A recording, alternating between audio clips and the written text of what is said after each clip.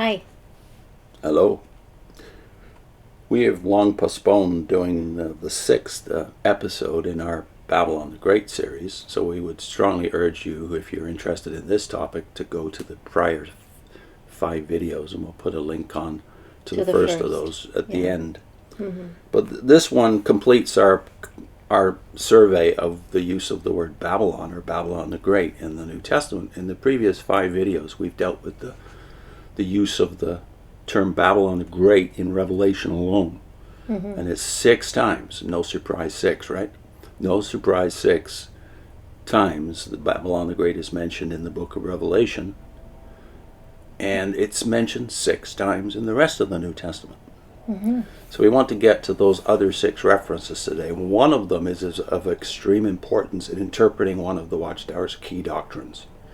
One of their key negative doctrines, the doctrine of Babylon the Great. Now, we've already given our interpretation of Revelation, those 6 references in there, that they cannot apply to religion. Yet what does the Watchtower say about Babylon the Great? If you look up JW.org, they say it's symbolic, and they say it's an international entity. Is that the word? Yeah, I think that's the word they use, entity. Religious, not political, or commercial. Now, that's not the impression I get from reading Revelation 17 and 18 in particular. No. It doesn't mention religion. It actually talks more about economics.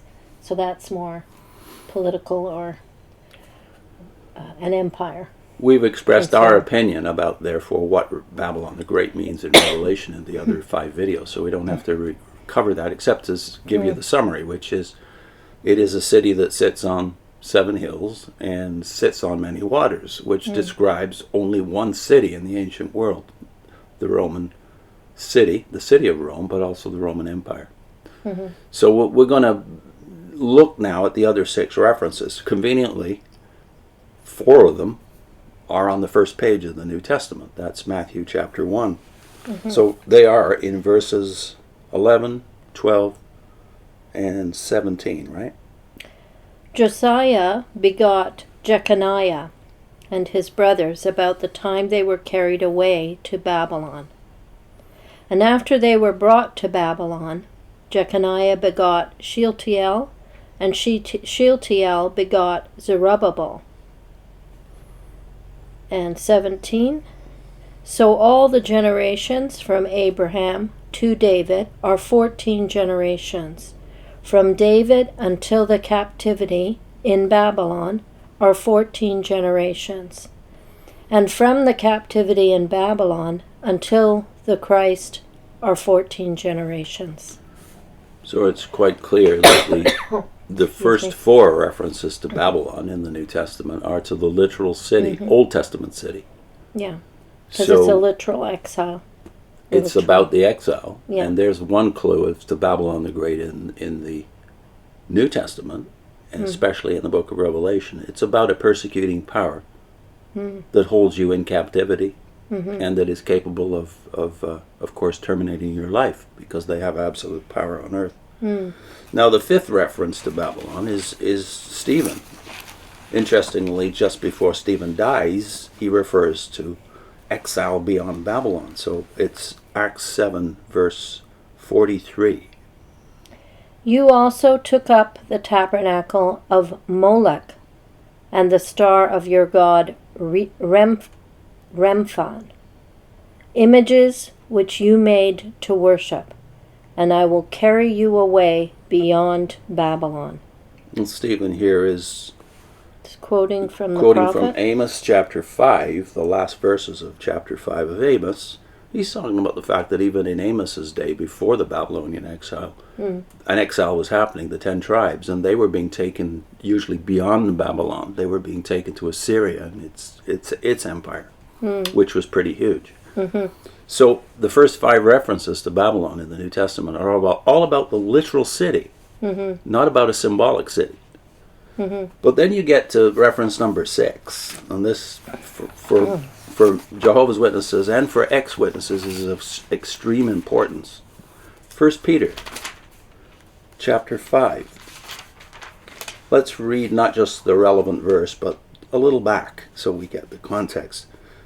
That would be 1 Peter 5, the last few verses from 12 to, well, let's just read right to the end, 12 to 14.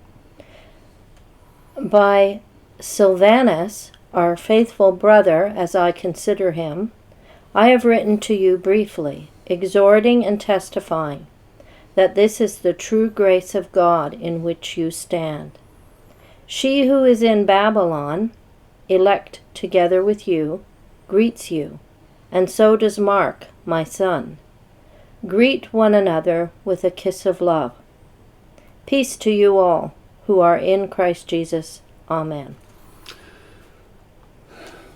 Now, if you read what the Watchtower has to say about 1 Peter and this reference to Babylon, you'll see they do something unusual for them. Normally, the Watchtower, in interpreting any text in Old or New Testament, will go with the flow of Christendom, go with the flow of the commentaries, which you could easily check by going, let's say, to Bible Hub. Look up this passage on Bible Hub, see what the commentators have to say about it. Usually they will go with that flow unless one of their precious doctrines is at stake. And here one of them is. Because what happens if they admit that Babylon here is Rome? Well, that would mean that 30 years before the book of Revelation, Peter and the other Christians who are reading this would know that Babylon is a code word for the city of Rome, and maybe more than Rome, but not less than Rome.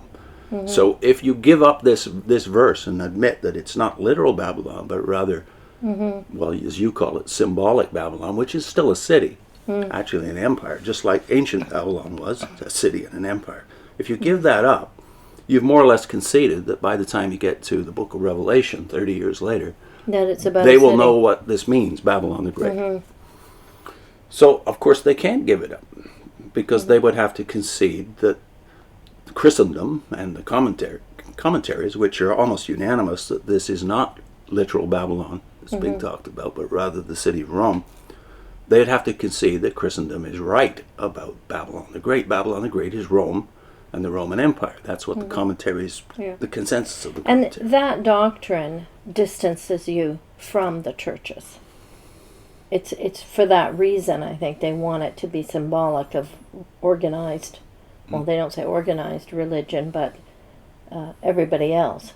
Yeah. False religion, they'll say. I remember when I first encountered this fact that Peter's mentioning Babylon here is apparently a symbol of Rome. When I first encountered that, my first thought was, well, maybe it's because the Watchtower wants to distance itself from the Catholic Church, and to deny that Peter has any connection to Rome is one way to do that. But then I realized, no, it's bigger than that. But what's the evidence even within the context that he's talking about literal Rome, not literal Babylon? Well, first of all, Babylon is called elect together with you, so I don't think he'd be saying that about false religion. So who is this she who was in Babylon? That language reminds us of what John said, again in his epistles, right? When he's always talking about an elect woman or a female that's in a particular region or a particular locale. It's a local church. And why does he think in terms of she? Because it's the bride of Christ. The bride of Christ in its local manifestation. So all the churches are kind of considered feminine. And then you've got the connections with these other names. Silas, here called Silvanus, interestingly, seems to be Peter's secretary. Why is he called Silvanus? Well, that's his Latin name. So the very fact that he's using his Latin name is one clue as to where we're talking about here. And then Mark is mentioned. Now, early church history connects both Mark and Silas with Peter and Paul and their work in the Mediterranean basin, which of course in Acts climaxes with Paul in Rome. So early church tradition connects Peter with Rome. That's pretty unanimous. This is not disputed really among Protestants. Even Protestants concede that Peter is connected to Rome. That doesn't imply that all the other Roman Catholic distinctives are true. It implies, though, that the early church tradition, which is pretty unanimous, was true. So both of these disciples both of these apostles are connected to Rome. But none of these names, Silvanus, Mark, and Peter, are connected to literal Babylon in early church tradition or in the New Testament. So that's pretty fatal to to the Watchtower's assertion. And it's a very bold assertion that, no, this is literal Babylon. But they've got a lot invested in the doctrine of Babylon the Great, because once they concede that Babylon in the book of Revelation is not a world empire, false religion, that opens the door to other options religiously, right? How can we confirm that the commentaries are right, though? Why? What does the early church have to supply in the way of information as to what the early church thought Babylon the Great was? We've expressed our opinion that it's clear if you just read Revelation 17 and 18. We're talking about an empire, but we're also talking about a city. What did the early church teach about this? And here, I've got a sampling of the early church fathers within 100 to 200 years after Peter wrote this and Revelation is written. The early church fathers speak to this subject of what Babylon is, Babylon the Great specifically, in Revelation. This is from this book, which we have publicized before, David Bercot, A Dictionary of Early Christian Beliefs. And Bercot is a former Jehovah's Witness. Elder, who left around 1975. So his research went into this, let's see now, 700 pages of information, really well organized topically, so you can do your own research, just as he did back in the 70s and 80s. So then he references everywhere he finds, in this case, Babylon the Great, he'll reference the church fathers that speak to that subject. Yeah, so there's not too many that he cites here. It's about one column, less than one column on Babylon the Great. And the first thing he does is reference Revelation 17, where you have the city that's built on 7 hills and sits on many waters. So he references 3 of the early church fathers who lived within 200 years of the writings that we've just discussed. Tertullian, and Hippolytus, and Victorinus. Here's what they have to say. Here's Tertullian. So, again, Babylon, in the writings of our own John, is a figure of the city Rome, for she is equally great and proud of her sway. Tertullian also says elsewhere, that powerful state that presides over the 7 mountains and very many waters has merited from the Lord the designation of a prostitute. Notice he calls it a state. That contradicts what the Watchtower says. Right. Political. It's not political. It's not just a city then, it's a state as well. And then he also says elsewhere, this is a year right around the year 207, by the way, CE. By a similar usage in the writings of our John, Babylon is a figure of the city of Rome.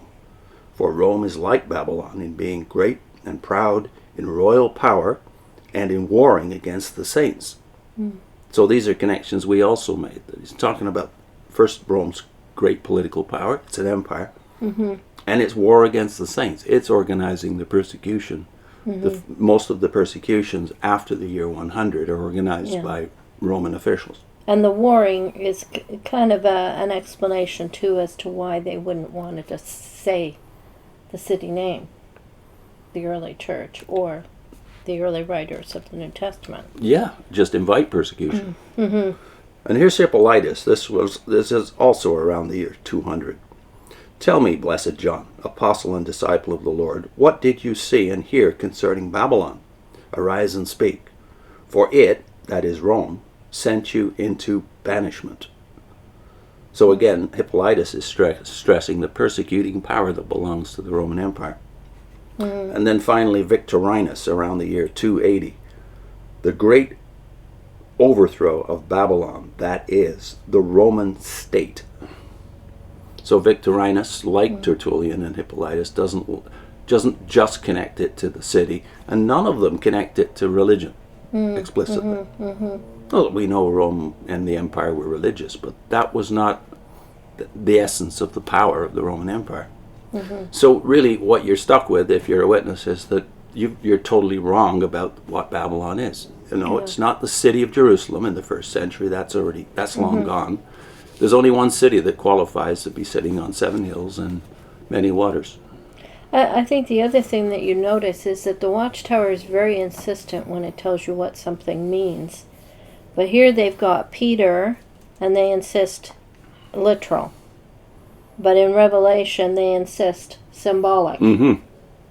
It's just a statement. This is what it means.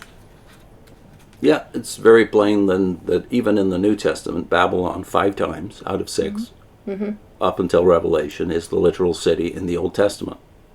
Then you make it the literal city in the New Testament, if you're Jehovah's Witness, right? In 1 Peter 5. Yeah. And then you make it a symbolic city, just arbitrarily at the end. At the end of the New Testament period, suddenly it's Babylon the Great, a world empire of false religion. Very arbitrary. And therefore, you're not surprised to find out that Charles Taze Russell didn't believe that Babylon the Great was what we think it is today for witnesses. His opinion actually seems to have morphed during the decades of his interaction with the churches. Anyway, this is a very important subject, because if you can't get past this stumbling block, if you're an ex-witness, if you still carry their doctrine with you, and it can block you from any connection with the churches. Yeah. Having this idea in your head. Which is exactly what the organization wants. And I would go further and say it's exactly what the demons want. They want you to be totally separated from the influence of the Christian isolated church. from all other Christians. So you might think that's a bold assertion, but I believe it. Me too. So what are our links? Bercot, when we introduced Bercot, we thought it would be good. So we talk a little more about his work.